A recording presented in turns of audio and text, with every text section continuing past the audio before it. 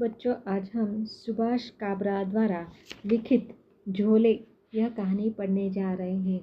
तो झोले का मतलब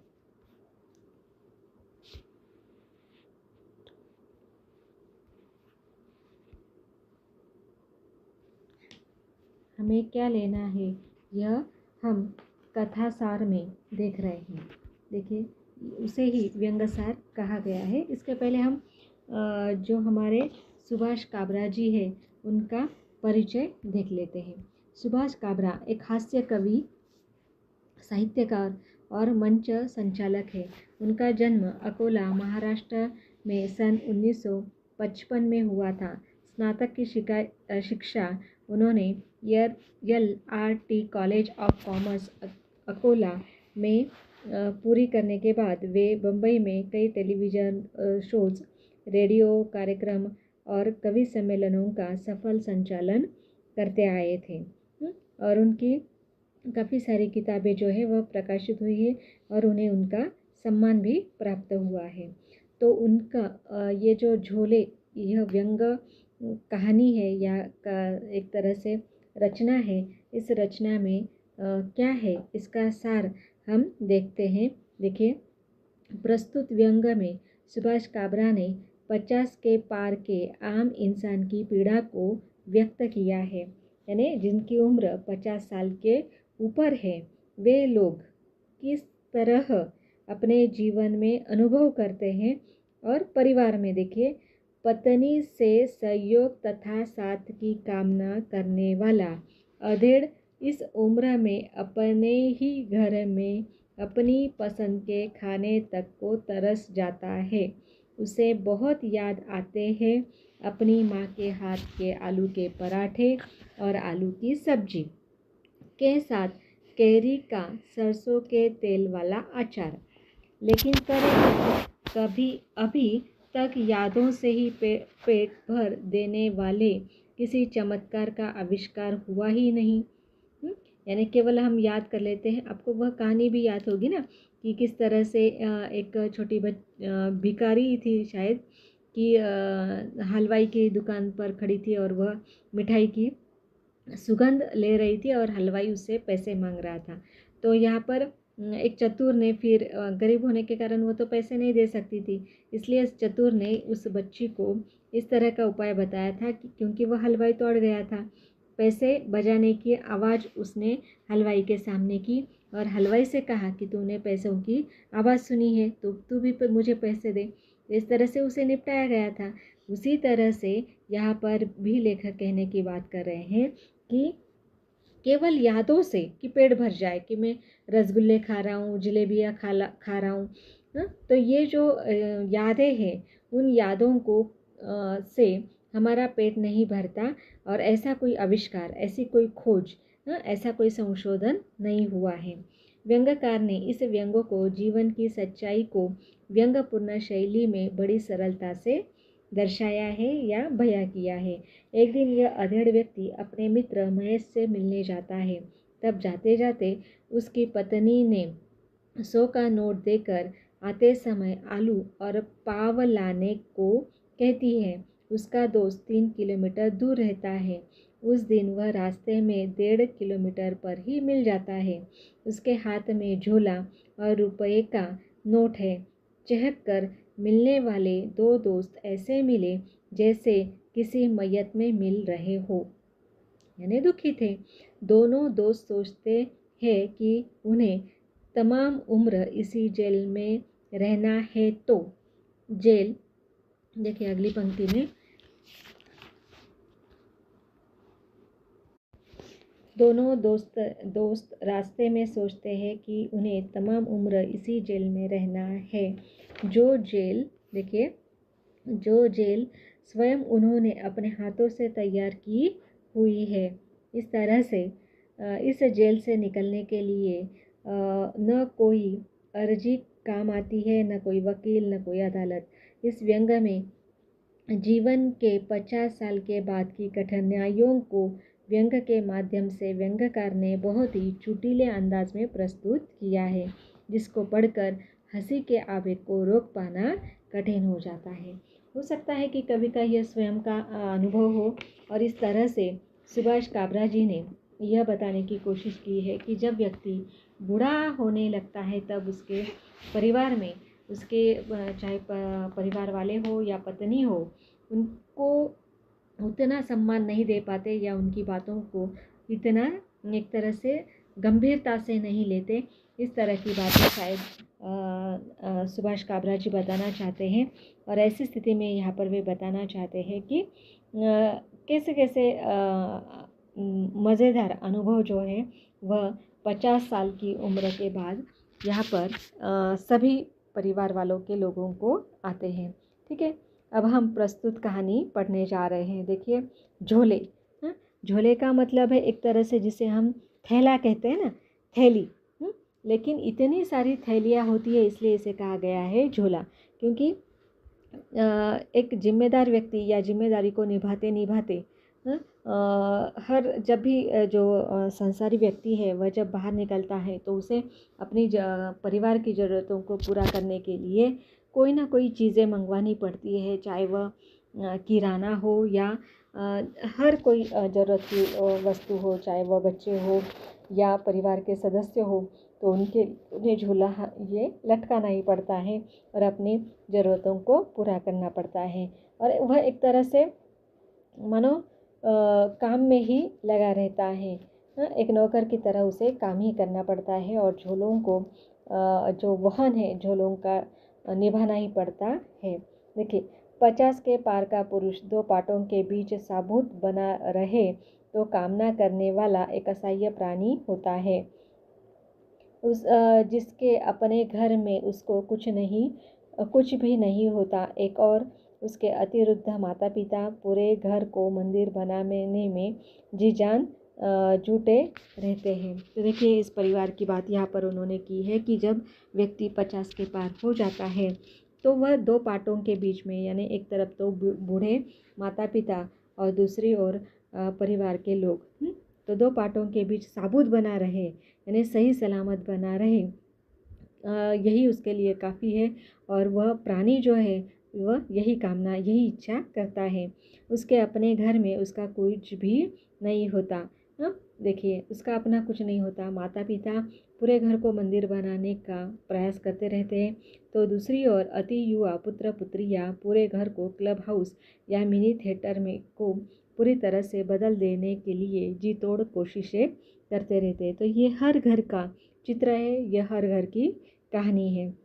अपनी चोटी और कान की बालियाँ नौजवानों को सौंपकर पुरुषों की तरह व्यवहार करती हुई बेटियाँ और घर के संस्कारों को अपने विदेशी जूतों से रात दिन रोनते रहने वाले बेटों के साथ गुजारा करना कोई हंसी खेल नहीं होता।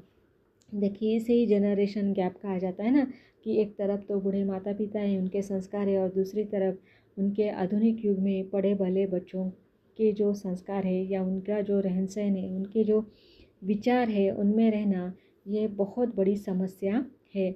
ये घर, इस घर की जिम्मेदार बेटे को हर रोज़ खेलना पड़ता है, यानी झेलना पड़ता है। कभी मन महसूस कर, कभी अकेले में आंसू बहा कर, तो कभी सुनी निगाहों से उन अपनों के चेहरे निहार निहार कर 2 पीढ़ियों के बीच त्रिशंक बना ये असह्य सोचता है कि सहायता की गुहार किससे लगाऊं।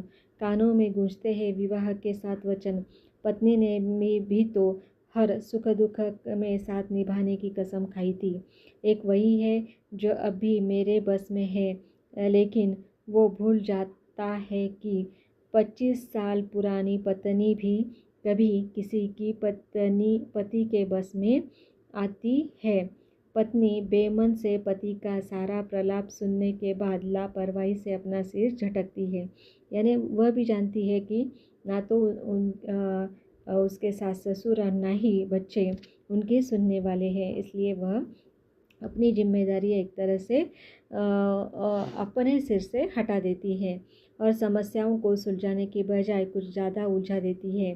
बूढ़े माता पिता को वृद्धाश्रम भेज देने की नेक सलाह देती है, तो पड़ोसियों के ठाट बाट का हवाला दे देकर बच्चों के लिए घर में ही एक मिनी बार बनाने का प्रस्ताव भी रख देती है। पति को पहली बार पता चलता है कि आंखों के आगे अंधेरा छाने वाली कहावत किस माहौल में बनी होगी। पति की हर बात पत्नी के नकारे न कागने में तूती की आवाज़ बनकर रह जाती है। अंदाज तो बरसों से था, पर यह साबित हो जाता है कि पत्नी की नज़रों में वह केवल एक अनपढ़, गंवार और अधेड़ रह गया है, जिसे न ढंग से जीना आता है, न ही ज़माने के साथ चलना आता है। तो देखिए, इस तरह से स्पष्ट किया गया है कि जो नई पीढ़ी है, इस नई पीढ़ी के साथ साथ पत्नी का जो यहाँ पर जिम्मेदारी है, वह पत्नी अपने पति से पूरे करने की कामना रखती है। और इसमें वह पति जब खरा नहीं उतरता तो वह उसे एक तरह से अनपढ़, गंवारा समझकर एक जिसे हम कहेंगे कि उसको नज़रअंदाज करने की स्थिति में है। पत्नी से संयोग और साथ की कामना रखने वाले ये अधेड़ इस उम्र में अपने ही घर में अपनी पसंद के खाने को तरस जाता है। और एक बिल्कुल छोटा सा उदाहरण देकर बताया गया है, अगले पेज पर हम जा रहे हैं, कि किस तरह से ये जो व्यक्ति है वह अपने ही घर में अपनी पसंद की चीज़ तक उसे नसीब नहीं हो रही।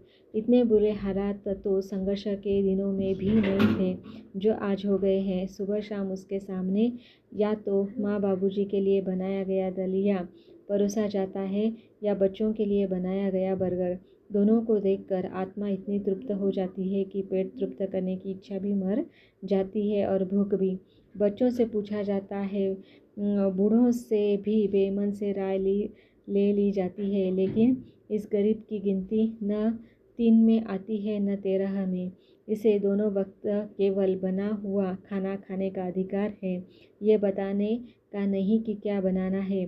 बहुत याद आती है माँ के हाथ के आलू के पराठे और मेथी आलू की सब्जी के साथ कैरी का सरसों के तेल वाला अचार। लेकिन क्या करें, तो इस तरह से माँ के बनाए हुए व्यंजन उन्हें याद आते हैं और वह चाहते हैं कि वही उन्हें खाने को मिले, लेकिन ऐसा नहीं मिलता।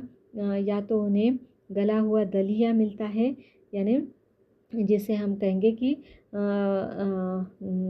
चावल को बहुत गला कर पकाया गया हो, या बच्चों के लिए बनाया गया बर्गर।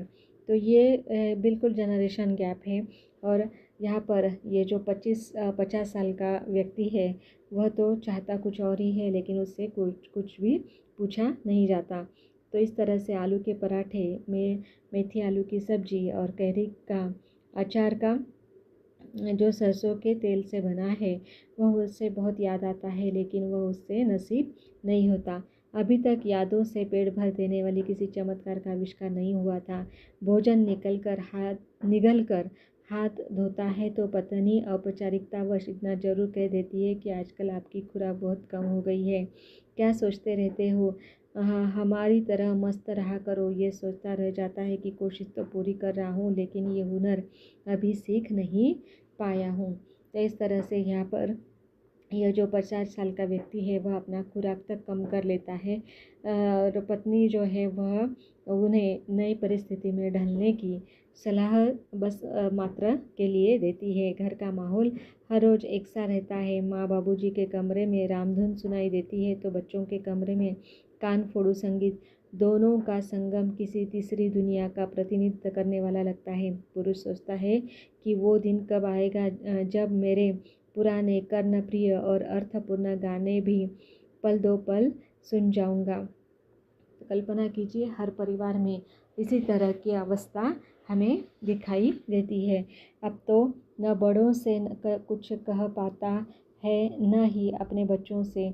दोनों के ही अपने अपने सपने हैं और दोनों को ही किसी तीसरे के सपनों से कुछ लेना देना नहीं है।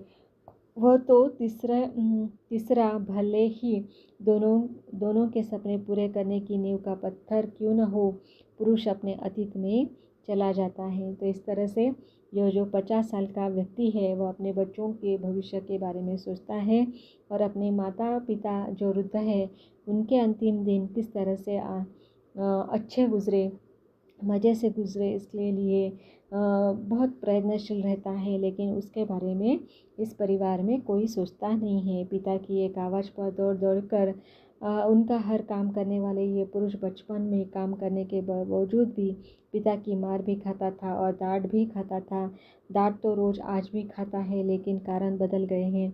अब बच्चों को कोई काम बताने पर बच्चों की माँ से डांट खाता है कि तुम्हें तो कोई काम धाम नहीं है। अब बच्चे खेल कूदे, अपनी ज़िंदगी का आनंद ले, या तुम्हारे 2 टके की बिजली का बिल भरने जैसे फालतू काम करते फिरे। बहस का अंजाम ये होता है कि बिजली के बिल के साथ साथ घर भर के सभी के बिल घूम फिर कर इसी पुरुष के हाथों में आ जाते हैं। उन बिलों को उलट पुलट कर देखने और समझने की असफल कोशिश करने वाले ये इंसान जानता है कि वो किसी से कोई सवाल नहीं कर सकता। ये भी जानता है कि इस काम में लाख मुंह चुरा ले, लेकिन आखिरी तारीख से पहले ही सारे बिल लंबी लाइनों में लगाकर उसे ही भरने हैं, और भरने के बाद सभी मालिकों को बताना भी है कि उसका काम कर दिया गया है। उसे याद आता है कि उसके पिताजी बड़े सख्त रहे। देखिए यहाँ पर कुछ गलत हो रहा है कि किस तरह से यहाँ पर जो भी इस परिवार के काम हैं उसके बिल इस परिवार के मुखिया को ही करने पड़ रहे हैं, और इसके लिए यह जो पत्नी है या इन बच्चों की जो माँ है वह भी अपने बच्चों को जिम्मेदारी का एहसास अभी नहीं कराना चाहती। तो ये यहाँ पर थोड़ी गलती हमें दिखाई देती है। लेकिन यहाँ पर वह जो 50 साल का व्यक्ति है वह कहता है कि उस दौर में उसके पिताजी बड़े सख्त थे और उन्हें बहुत सारे काम करने पड़ते थे।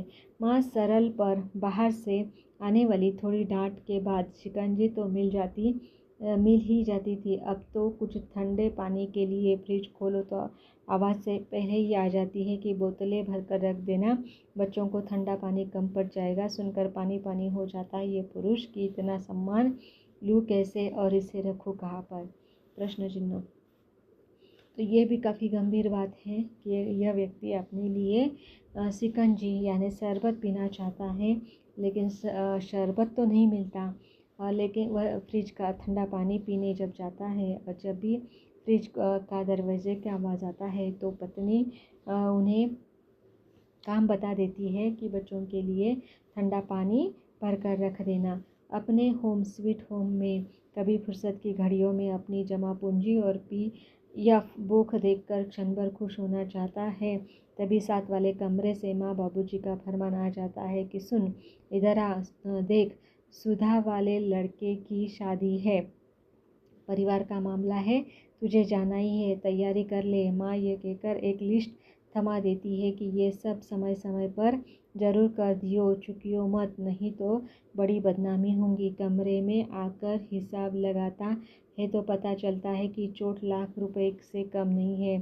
पेशानी पर पसीना आ जाता है। पासबुक उल्टी कर के सोचता कि हर बार में ही क्यों, आखिर ये खुद को धोखा देने जैसा ही है, कौन जाएगा।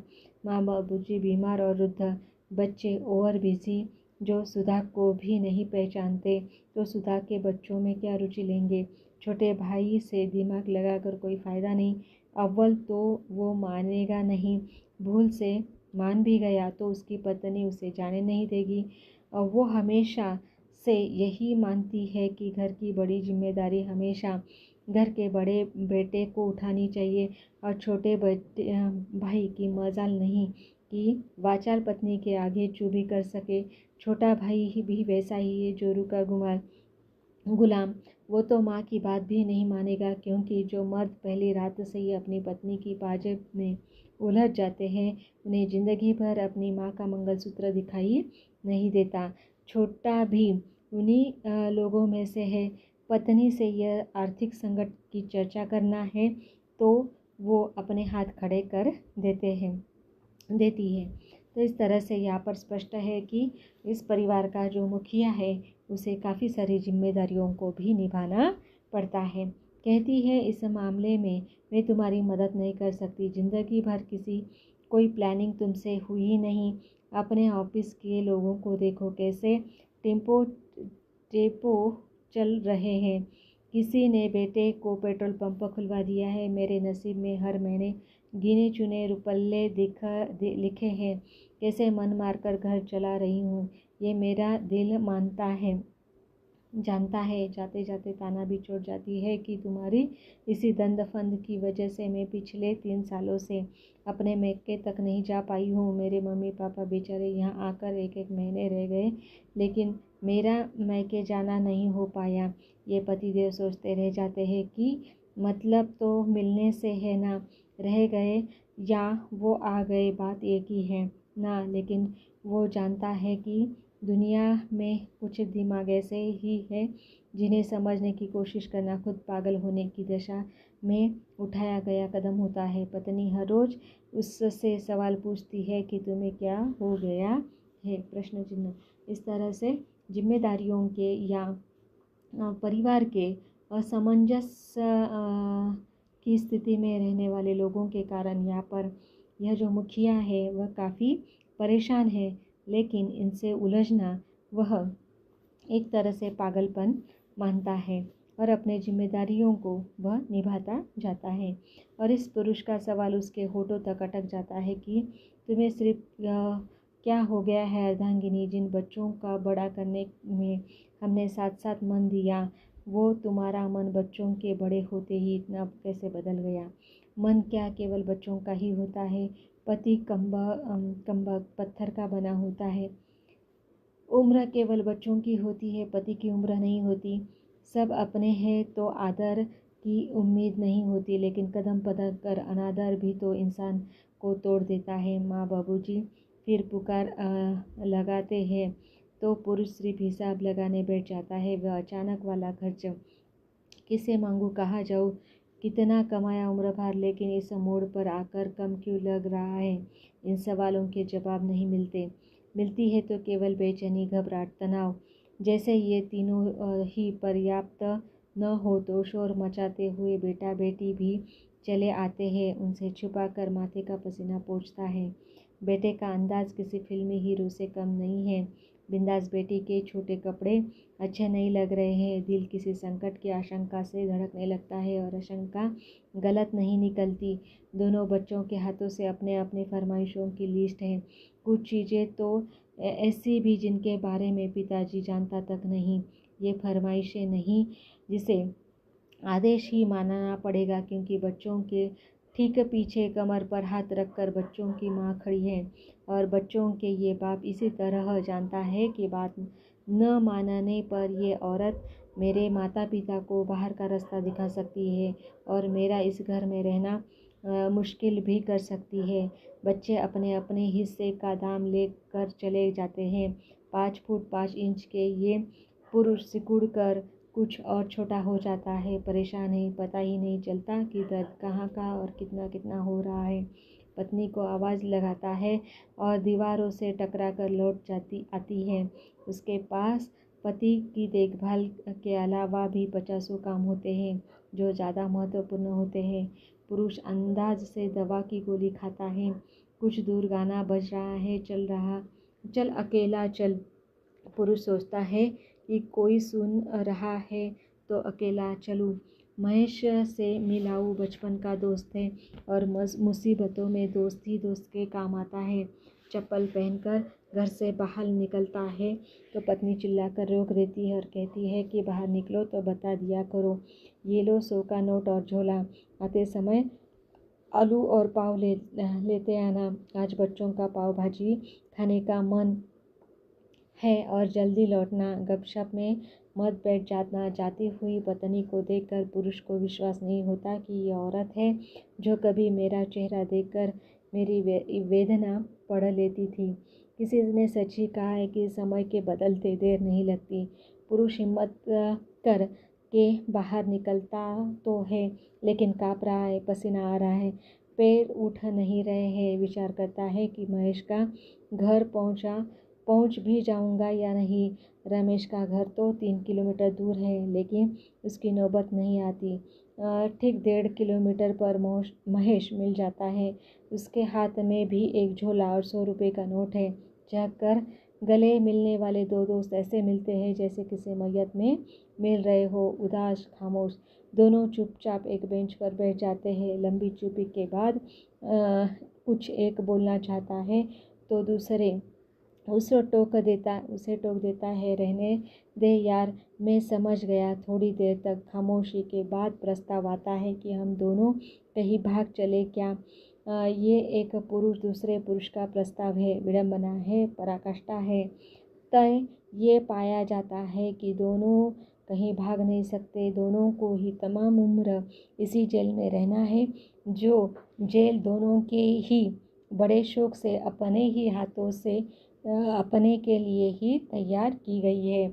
इस जेल से निकलने के लिए ना कोई अर्जी आती है, ना कोई वकील है और ना ही कोई अदालत।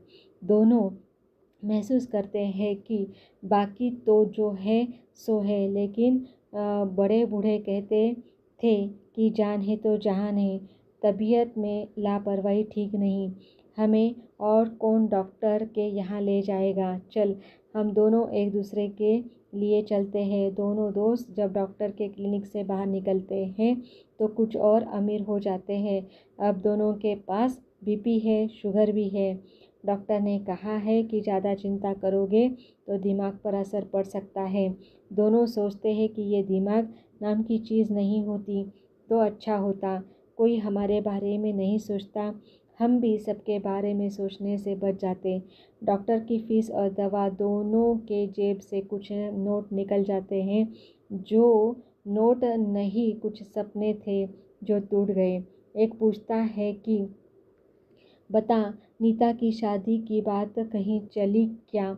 दूसरा कहता है कि रोज़ चलती है और फिर किसी न किसी बात पर रुक जाती है। कोई लड़का नीता को पसंद नहीं आता तो नीता किसी लड़के को पसंद नहीं आती। आजकल के बच्चों की सोच में समझना बड़ा मुश्किल है। पहले किसी परिवार से सहजता से संबंध हो जाते थे, अब तो संबंध बनाना भी कठिन हो गया है। बात भी ठीक है, कठिन तो अब दोनों ही काम हो गए हैं, नए संबंध बनाना और पुराने संबंधों को निभाना।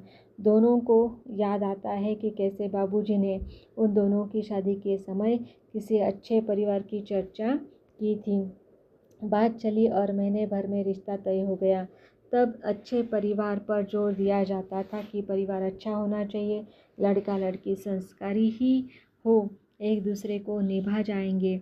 अब तो दृष्टि बदल गई है। बड़ी बुद्धिमानी से एक दूसरे को जांच परख कर बच्चे शादी करते हैं और जिस बुद्धिमानी से जुड़ते हैं उसी से अलग भी हो जाते हैं। शादी की रस्म भी कई बार मजाक नज़र आती है। स्कूल के साथी जब मिलते हैं तो समय का ध्यान नहीं रहता, लेकिन उन दो दोस्तों का समय भी अब इन दोनों का कहाँ रहा। घंटा घर की घड़ी ने 8 बजाए तो दोनों के ध्यान में आया कि बेकरी बंद हो जाएगी। अभी पाव भी लेने हैं, बच्चों को भूख लग रही होगी। सो बाप्ता के मारे इन दोनों दोस्त के 4 कदम पाव खरीदकर जो विपरीत दिशाओं में अपने अपने घरों में मुड़ गए। वे पैर जिन्होंने सदा साथ चलने की कसम खाई थी, एक स्वस्थ और मस्त घरौना बनाने की कल्पना की थी, जैसा व्यवहार अपने बड़ों के साथ किया था वैसा ही अपनों से छोटों से पाने की उम्मीद जताई थी। सच पूछो तो इन दो जोड़ी पैरों को दो दोस्त कहना ठीक नहीं, क्योंकि ये 2 पुरुष हैं या 2 इंसान नहीं हैं, 2 झोले हैं। एक झोले जिन्हें पूरा परिवार जादूगर सरकार का झोला समझता है। जब जी चाहे उनमें हाथ डालो और अपनी मर्जी का सामान निकाल लो। ये इनकार नहीं करेंगे, बहस भी नहीं करेंगे, लेकिन ये जानते हैं कि इनका जन्म ही इसी काम के लिए हुआ है। हाँ, एक इच्छा दोनों की मरते दम तक रहती है कि यदि ये पुराने झोले कभी किसी को रास्ते में नज़र आए तो वो भला मानुस गलती से भी इन झोलों में कुछ डाल न दे। ये स्वाभिमानी झोले हैं, उन्होंने सदा दूसरों को कुछ न कुछ दिया है, कभी किसी से कुछ लिया नहीं है। अगर किसी ने कभी इन झोलों में कुछ डाल दिया तो इन खुददार झोलों की सब्र का बांध टूट जाने का डर है और बीच सड़क पर इनके फट जाने का डर है। और इतना भी सभी जानते हैं कि फटे हुए झोले किसी काम के नहीं होते, या किसी काम नहीं आते। तो इस तरह से यहाँ पर झोले, यह जो कहानी है, इससे स्पष्ट होता है कि जनरेशन गैप है, लेकिन फिर भी चाहे कितना ही गैप क्यों न हो, कितनी ही जनरेशन आए जाए, लेकिन जो अपने माता पिता होते हैं उनका सम्मान करना ही चाहिए। और यहाँ पर एक बात, जिसे हम कहेंगे कि पॉइंट आउट करने की या नमूद करने की बात ऐसी है, हर परिवार में तो ऐसा नहीं दिखाई देता, लेकिन जब भी किसी परिवार में ऐसा दिखाई देता है कि खुद स्वयं उसकी पत्नी जब अपने पति का आदर नहीं करती, तो बच्चों को भी ये अवसर मिल जाता है कि वे भी अपने पिता का आदर न करें। और धीरे धीरे हमने ये भी देखा है कि वह जो माँ उनकी साइड लेती थी या उनके बाजू से वो बोलती थी, उन्हें भी वह एक किनारे कर देते हैं। इसलिए ये बहुत महत्वपूर्ण है कि पति पत्नी के बीच में समन्वय होना चाहिए और दोनों मिलकर बच्चों पर संस्कार करने चाहिए। या जहाँ पर भी बच्चे गलत हैं वहाँ पर बच्चों को समझाना बहुत ज़रूरी है, उन पर सही रास्ता दिखाना ज़रूरी है। अगर माँ उन्हें उनके गलत रास्ते पर चलने का बढ़ावा देती है, तो वहाँ पर वह जो पिता है वह अकेले रह जाते हैं और वे कहीं ना कहीं शांति ढूंढने का प्रयास करते हैं। और इसी स्थिति में यहाँ पर हमने देखा है कि यह जो व्यक्ति है वह अपने दोस्त से मिलता है और दोस्त की भी हालत इसी तरह से यहाँ पर स्पष्ट हुई है। और फिर अंतिम परिचय में यहाँ पर लेखक कहना चाहते हैं, लेखक है सुनील काबरा जी। वह कहते हैं, सुभाष काबरा जी, वह कहना चाहते हैं कि यह जो झोले हैं वह झोले मानो प्रतीक है। वह हर एक परिवार का मुखिया होता है और जो यहाँ पर सभी जो परिवार के सदस्य हैं उनकी आवश्यकताओं को पूरा करने का वह एक माध्यम होते हैं। और इन माध्यमों को एक तरह से सम्मान देना यह हमारा कर्तव्य है। और जब इनका सम्मान एक दोलायमान हो जाता है, नष्ट हो जाता है, तो कहीं ना कहीं ये जो मुखिया है वह अपना अस्तित्व खो बैठने का डर है, कहीं ना कहीं ये समाप्त हो जाएंगे। और इसलिए यहाँ पर जब वे एक तरह से अनफिट हो जाएंगे, जब वे बूढ़े हो जाएंगे, तो यह जो फटे हुए झोले हैं वह आपके काम नहीं आएंगे। इसलिए आपका यह झोला अर्थात आपका यह जो मुखिया है उसको हमेशा संजो कर रखिए, संभाल कर रखिए। यही एक उपदेश यहाँ पर सुभाष काबरा जी देना चाहते हैं। बहुत ही मार्मिक इस तरह की यह कहानी है और इस कहानी को हमारी नई पीढ़ी तक पहुंचाने का सफल प्रयास, यह जो संस्कार देने का जो प्रयास है वह काफ़ी हद तक मेरे ख्याल से पूरा हुआ है। और सुभाष काबरा जी इसमें बिल्कुल सफल होंगे कि समाज की जो ये स्थिति है वह कहीं ना कहीं बदलनी ज़रूरी है और बदलेगी इस कहानी को लेकर। धन्यवाद।